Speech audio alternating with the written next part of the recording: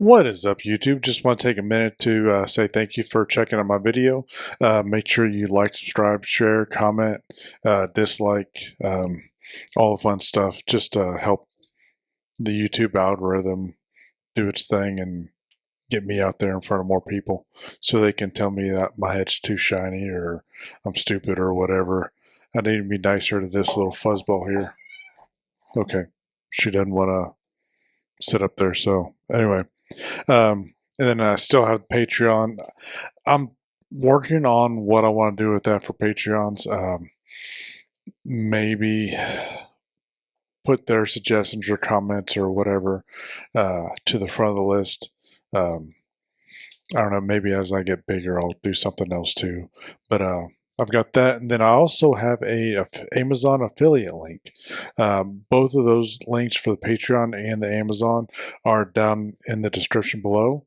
With the Amazon, it's regular Amazon. Only difference is if you purchase something from that or using that link, I get a little commission off that. So that would be great. No additional charge for you guys though, and I do not get to see who bought what.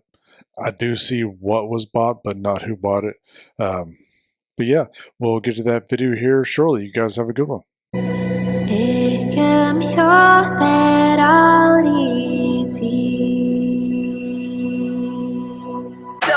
Really enjoy this. Normally I prefer a song that has an actual music video, but this is really good. Like I could just sit here and just kind of listen to this all day long. It's from Reach Around Publishing. Brenda's Beaver Needs a Barber. Brenda's Beaver Needs a Barber, and that is a hairy little bastard there. To taste the sweet, I face the pain.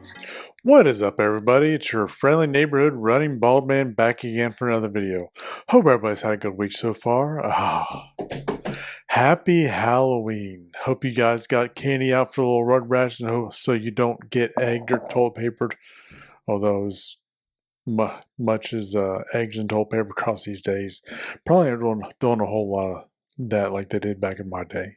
But anyway, with it being Halloween, it is a special story time. We've got a good one today, a classic one. We've got Peanuts. It's the Great Pumpkin, Charlie Brown. And this is from the 50th year anniversary of it. So the Great Pumpkin, Charlie Brown. This is always a fun one. I remember growing up, I'll do this little story and then we'll get to the actual story. But I remember growing up, every holiday, especially Halloween, there was always the holiday specials, and the Great Pumpkin Charlie Brown was one of my favorites. Absolutely one of my favorites. It's something about, I don't know, Charlie Brown. It's quiet. It's not loud. It's not in your face. It's just classic. Something about the animation back then too. It's not all computer generated, and nowadays they've remade everything and it's all computer generated. It's not as good. But classics like this, they stand the test of time, I think. But let's get to it here. Enough of an old man rambling. It's the Great Pumpkin Charlie Brown by Charles M. Schultz.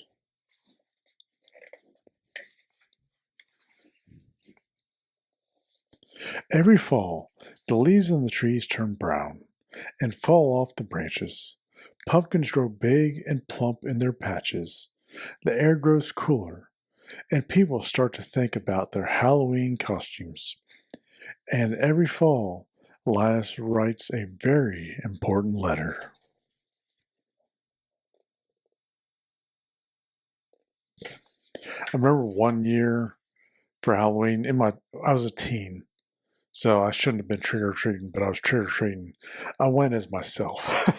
I think I still got candy that year too. Dear Great Pumpkin Linus writes. I'm looking forward to your arrival on Halloween night. I hope you will bring me lots of presents. Okay. Who are you writing to? Asks Charlie Brown. The Great Pumpkin, Linus replies. On Halloween night, the Great Pumpkin rises out of his pumpkin patch and flies through the air with his bag of toys for all the children.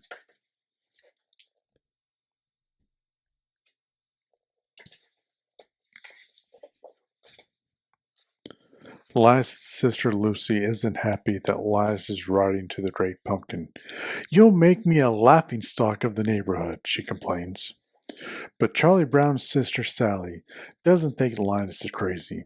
She thinks Linus is wonderful. He is her sweet baboo.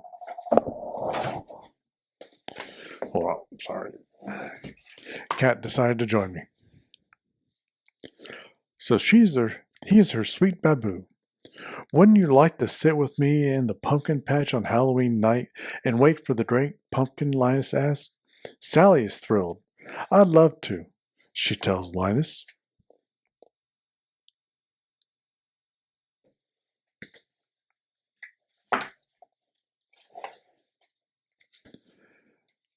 Later that day, Charlie Brown has a surprise waiting for him in the mailbox. I got an invitation to a Halloween party, he exclaims. Lucy thinks the invitation must be a mistake. There were 2 lists, she tells Charlie Brown, one to invite and one to not invite. Charlie Brown knows which list he is probably on, but he decides to go to the party anyway. On Halloween night, everyone is planning to go to the party, except Linus. My blockhead brother will be out in the pumpkin patch, making his yearly fool of himself, Lucy grumbles. She can't understand why Linus would choose to miss out on all the fun that Halloween has to offer by sitting around in a pumpkin patch. And really, as I get older, I kind of feel Linus wanting to sit around at a pumpkin patch or out in nature by himself, away from all the crazy fools. Everyone puts on their costumes. Lucy is dressed as a witch. Charlie Brown is dressed as a ghost, but no one can tell what he's supposed to be because he had some trouble with the scissors. Sally is also dressed as a ghost, and so is Schroeder. They figured out how to use the scissors just fine. Pigpen is dressed as a ghost too. Everyone can tell which ghost he is because a cloud of dust surrounds him. Snoopy walks by, also dressed in a costume. Who in the world is that? Asks Lucy. He's a World War I flying ace, Charlie Brown explains. Now I've seen everything, says Lucy. Good old Snoopy with his flying ace.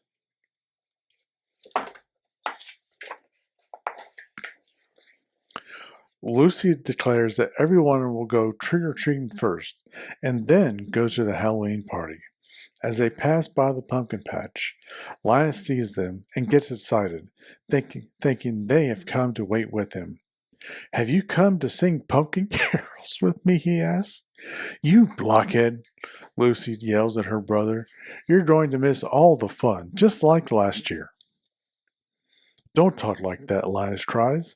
The Great Pumpkin will come, because I am in the most sincere pumpkin patch.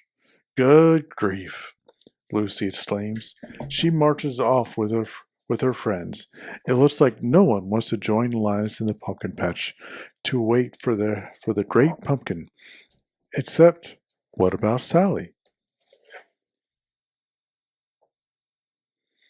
Yeah, what about Sally? She was all about that. Sally is torn. She doesn't want to miss out on all the fun of trick-or-treating and a party, but Linus is her sweet baboo. What should she do? Sally runs back to the pumpkin patch. That's a good girlfriend. I don't know that they're actually boyfriend girlfriend, but that's a quality girlfriend right there. That's somebody you should stick with. I'm glad you came back, Linus tells her. You'll see the great pumpkin with your own eyes. Linus is positive the great pumpkin will pick this patch. Why wouldn't he? The great pumpkin chooses the most sincere patch to visit every year, and how could a pumpkin patch be more sincere than this one? Sally hopes Linus is right.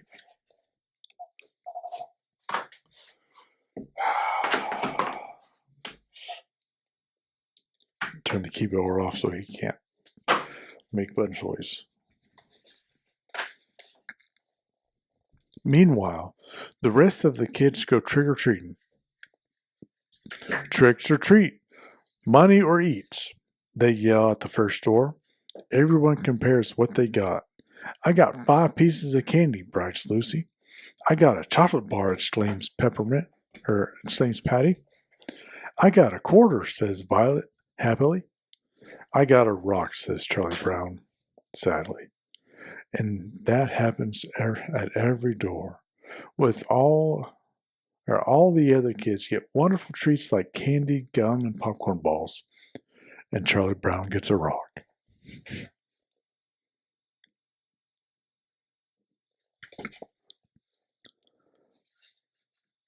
I do kind of like his ghost. I don't know if that's supposed to be a ghost with chicken pox or what, but Lucy decides that they have done enough trick-or-treating, and it's time to go to the party. After all, everyone has a bag filled to the brim with treats. Everyone except Charlie Brown. He has a bag full of rocks. Poor Charlie Brown. On their way to the party, they pass by the pumpkin patch again, the kids laughing at Linus and Sally for waiting there instead of coming to the party. The great pumpkin will be here, Sally yells, defending Linus. After the kids walk by, Sally turns to Linus. All right, where is he? She asks. He'll be here, Linus assures her. I hope so, Sally replies. Think of all the fun we're missing.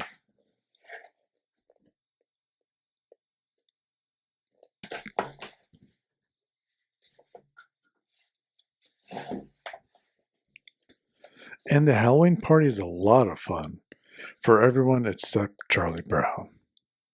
At first, Charlie Brown thinks his night is looking up when the other kids asked him to be the model for the jack-o'-lantern. That sounds like a great honor, but then he realizes that being the model means having Violet draw a big pumpkin face on the back of his head. Meanwhile, in the pumpkin patch, Sally is growing tired of waiting for the great pumpkin. If anyone had told me I'd be waiting at a pumpkin patch on Halloween night, I'd have said they were crazy, she complains. Just then, she and Linus hear a rumbling noise. They see a shadow emerging from the pumpkin patch. It's the great pumpkin rising up out of the pumpkin patch, Linus yells. He is so excited to see the great pumpkin that he faints. I definitely feel Charlie Brown here. I mean, he's the bald head, I'm a bald head. It's right for being drawn on.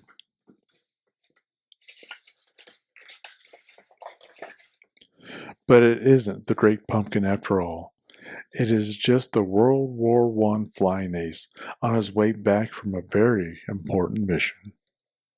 Linus wakes up and Sally asks, What happened? I was robbed, howls Sally. Halloween is over and I missed it. She stomps out of the pumpkin patch, leaving Linus all alone to wait for the great pumpkin.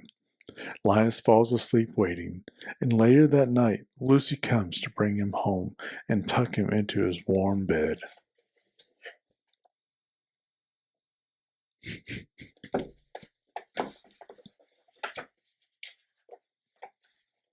The next day, Charlie Brown tries to make Linus feel better.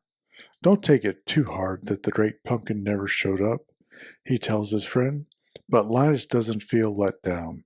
Just wait until next year, he tells Charlie Brown. I'll find the most sincere pumpkin patch, and I'll sit in that pumpkin patch until the great pumpkin appears. And that is the end of It's the Great Pumpkin, Charlie Brown. I think at the end of that, they missed an opportunity. They could have had him sitting in the pumpkin patch, or fast forward until next year, him sitting in the pumpkin patch, let him fall asleep just like the previous year. But then you see a pumpkin rising up. But I went around back then, and I didn't get to make such decisions. But it's the Great Pumpkin, Charlie Brown, a timeless classic. Hope you guys have a great Halloween. You don't get too crazy out there tonight. If you drink, don't drive. Stay safe. Enjoy that candy out there for the kids. And remember, nobody likes your kid enough to give them drugs. On that note, you guys have a good one. Stay safe, and I'll see you next time.